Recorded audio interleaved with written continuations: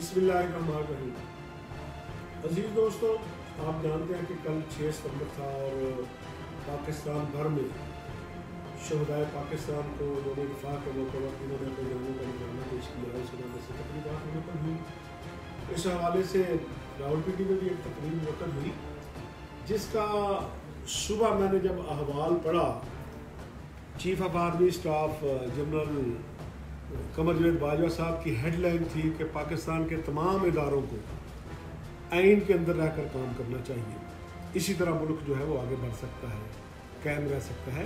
तो मेरे लिए खुशी की कोई इंतहा नहीं थी कि जिनसे हमें शिकवा है, अगर उन्होंने भी रियलाइज़ कर लिया है कि पाकिस्तान के तमाम इदारों को आइन की हदूद के अंदर रहकर काम करना चाहिए।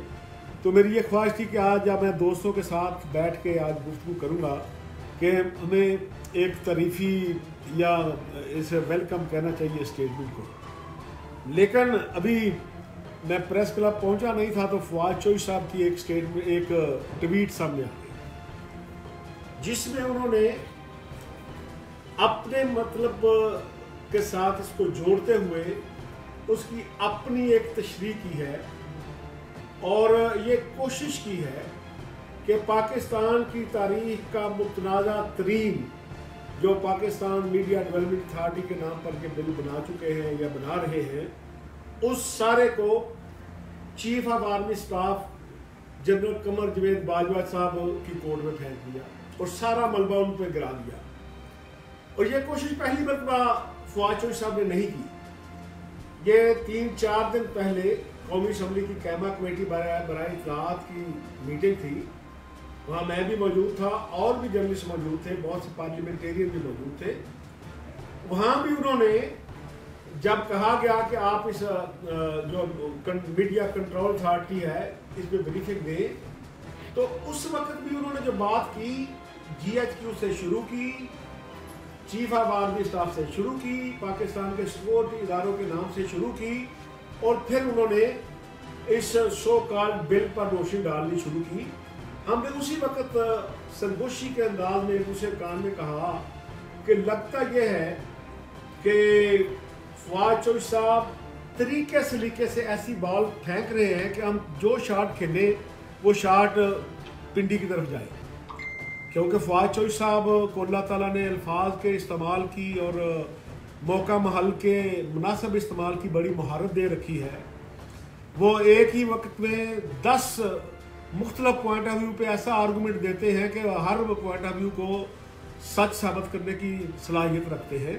तो इसलिए उन्होंने जब उधर भी किया तो हमने उसके बाद भी मीटिंग की और आज जब हमने देखा कि उन्होंने साफ साफ कह दिया है कि भाई हम जो मीडिया डेवलपमेंट अथॉरिटी ला रहे हैं इसके पीछे पाकिस्तान की फौज खड़ी है, इसके पीछे जनरल कमर जवेद बाजवा खड़े हैं और मेरे लिए आपने फवाद चौधरी साहब परेशानी पैदा कर दी है। मेरे वो दोस्त Rawalpindi Islamabad union of journalist के दोस्त जो काफ़ी अरसा से इस बिल के खिलाफ पार्लियामेंट के सामने धरना देने की तैयारी कर रहे हैं, जिन्होंने ऐलान कर रखा है कि हमने प्रेस क्लब से 12 तारीख को प्रेस फ्रीडम रैली लेकर पार्लियामेंट हाउस के सामने जाना है, वहाँ रात पार्लियामेंट के सामने गुजारनी है और दूसरे दिन प्रेसिडेंट के खिताब के मौके पर एहतजाज करना है और ये कैंप कायम रहेगा। वो अब ये सवाल कर रहे हैं कि फवाद चौधरी साहब को मैसेज दे रहे हैं कि इस बिल के साथ हुकूमत का कोई तल्लुक नहीं है। फवाद चौधरी साहब को ये मैसेज दे रहे हैं कि PMDA जो है वो इंफॉर्मेशन मिनिस्ट्री का इसके साथ कोई तल्लुक नहीं है, इसका तल्लुक GHQ के साथ है या जनरल कमर जवेद बाजवा साहब का ब्रेन चाइल्ड है। तो आप ये रैली पार्लियामेंट के सामने और उसके सामने लेकर क्यों जा रहे हैं? तो इसलिए मेरी अपने दोस्तों से दरख्वास्त है कि फवाद चौधरी साहब खुलकर बात करें।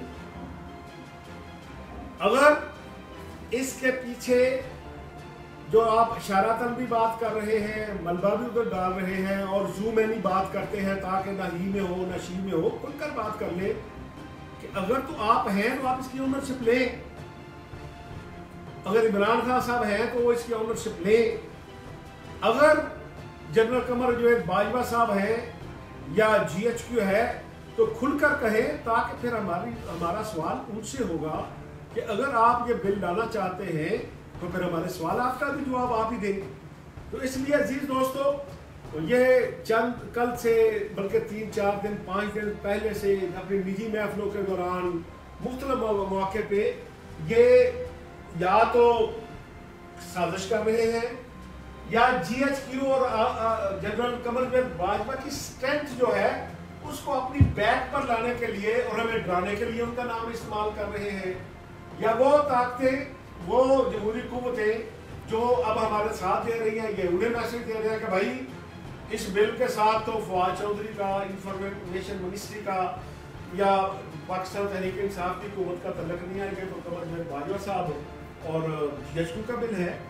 तो इसलिए फवाद चौधरी साहब आप भी वजाहत करें, और अगर फवाद चौधरी साहब आप समझते हैं कि ये बिल उधर से आया है तो फिर मैं उन इदारों के जो तर्जुमान है उनसे भी ये वजाहत चाहूँगा कि अगर आप इस बिल के पीछे हैं जिसकी तरफ फवाद चौधरी साहब इशारा कर रहे हैं तो आपकी तरफ से भी ये वजाहत आनी चाहिए। दूसरा मैं ये समझता हूँ कि जो फेक न्यूज़ और डिसइंफॉर्मेशन की बात होती है, जो बार बार जिक्र करते हैं फवाद चौधरी साहब, मुझे सिर्फ फवाद चौधरी साहब एक चीज़ का जवाब दे दें कि जो खबर आप उस वक्त देते थे जब आप मुस्लिम लीग काफ में थे,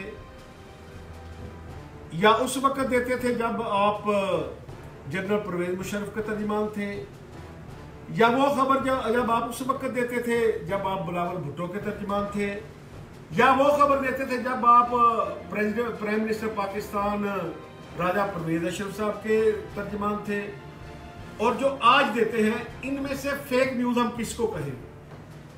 क्या जो आपने कहा परवेज मुशर्रफ के साथ खड़े होकर, चौधरी बरादरान के साथ खड़े होकर, बिलावल के साथ खड़े होकर, राजा परवेज अशरफ के साथ खड़े होकर और आज इमरान खान साहब के साथ खड़े होकर, इनमें से फेक न्यूज़ कौन सी है? ठीक है, और डिसइंफॉर्मेशन कौन सी है? अगर इसमें जो आपने कहा है कि 5 करोड़ रुपया फेक न्यूज़ पे जुर्माना होगा, तो आप पे तो कम से कम 5 अरब रुपये जुर्माना हो चुका है, जो प्रूव हम कर सकते हैं कि आपने कौन कौन सा झूठ बोला। मैं बड़ी बात नहीं करता, आपको एक्सप्रेस न्यूज़ का वो प्रोग्राम याद होगा, मेरे पास क्लिप मौजूद है, जब आप हमारे दोस्त मोहित पीरजादा के साथ टीवी शो में बैठे हुए थे, पाकिस्तान तहरीक इंसाफ के सरबराह इमरान खान साहब ने ऐलान किया कि हम अब सरीना के सामने से डी चौक जाएंगे। उस वक्त वफाकी वजीर दाखिला ने तमाम पुलिस, इस्लामाबाद पुलिस को डिसआर्म कर दिया, किसी के पास अनाउंस कर दिया डंडा भी नहीं होना चाहिए। तो आपने टीवी पर खबर दी कि 3 आदमी जो धरने में शरीक थे उनको गोली मारकर कत्ल कर दिया गया है, हलाक कर दिया गया है। और वो खबर उस वक्त हमारे जो नेशनल प्रेस क्लब के प्रेसिडेंट थे और RNJ के फॉर्मर प्रेसिडेंट थे शहरयार खान साहब, वो एक्सप्रेस के रिपोर्टर थे, उनके दफ्तर ने उनसे पूछा कि शहरयार खान साहब, ये खबर फवाद चौधरी साहब ने ब्रेक की है कि वहां 3 लोग नादरा के करीब कत्ल हो चुके हैं, और फेक न्यूज वालों को बताऊं फवाद चौधरी साहब, उसी दौरान एक आदमी को 3-4 लोग उठाकर भी ला रहे थे, जो शहरयार खान साहब ने बुलाया कि उन्होंने कहा ये गोली चल गई है। यानी ये आपने सिर्फ खबर नहीं दी, पूरा ड्रामा फ्रेम किया हुआ था, इसलिए आपने जुर्माने का, जो आपको जुर्माना होना चाहिए इस ड्रामे पे, उसका जरा हिसाब लगा ले। उस बंदे ने कहा कि जी बेहोश हो गया जी बंदा, ये तमाम कैमरामैन उसको उठाने के लिए चले गए। क्या हुआ? क्योंकि शहरयार खान एक तजर्बा का रिपोर्टर था, उसने कहा यार इधर आए, किधर गोली चली है? आपको तो कोई गोली नहीं लगी। उसने अचानक जो बेहोश आदमी था उसने आंखें खोल ली। उसने कहा जो मुझे शहरयार साहब ने बताया कि मुझे नहीं लगी, जब मुझसे आगे लोग थे गोली उन्हें लगी थी। उन्होंने कहा कहाँ? वो जो नादरा के साथ नाला है। उसने कहा भाई मैं 25 साल से शहर में रिपोर्टिंग कर रहा हूँ, वहाँ कोई नाला नहीं है, और उन्होंने वो खबर देने से इनकार कर दिया। और फिर क्या हुआ, एक्सप्रेस न्यूज ने फौरी तौर पर फवाद चौधरी साहब को ऑफ एयर कर दिया, जिस तरह आप आजकल मुतलब एंकर को सच बोलने में ऑफ एयर कराते हैं, मुतलब रिपोर्टर को फोन करके फारिग कराते हैं। तो आपने निकलते ही एक ट्वीट किया था, वो भी मौजूद होगा, वो भी आपको भेज देंगे। कि मुझे मियां शहबाज शरीफ के हुक्म पर एक्सप्रेस ने नौकरी से फारिग कर दिया। फिर वो आपके झूठ का भांडा एक्सप्रेस और ट्रिब्यून ने दूसरे दिन तोड़ा था। वो खबरें आपको मैं भेज सकता हूं कि जिसमें उन्होंने वजाहत की थी कि आपको एक्सप्रेस टीवी ने क्यों ऑफर किया है, क्यों निकाला है। इसलिए अजीज दोस्तों, आज जो पीएमडीए के नाम पर फवाद चौधरी साहब ने पूरा मलबा पाकिस्तान फौज पर डालने की कोशिश की है, आर्मी चीफ पर डालने की कोशिश की है, उसकी हम मजम्मत भी करते हैं और वजाहत भी चाहते हैं। फवाद चौधरी साहब कि हमने आपसे बात करनी है, इमरान खान से बात करनी है। इंशाअल्लाह ताला हम सच का ये सफर लेकर आ रहे हैं। 12 तारीख को यहाँ से रैली चलेगी और पार्लियामेंट हाउस पहुंचेगी और इंशाअल्लाह ताला कबूल। YouTube पर गूगली न्यूज देखने के लिए youtube.com की सर्च बार में गूगली न्यूज टीवी टाइप करें। गूगली न्यूज के पेज पर सुर्ख रंग के सब्सक्रिप्शन वाले बटन पर क्लिक करना ना भूलिए। YouTube पेज पर अपलोड होने वाली वीडियोस से बाखबर रहने के लिए बेल आइकन पर क्लिक कीजिए। आपको हर नई वीडियो के बारे में नोटिफिकेशन मौसूल हो जाएगा।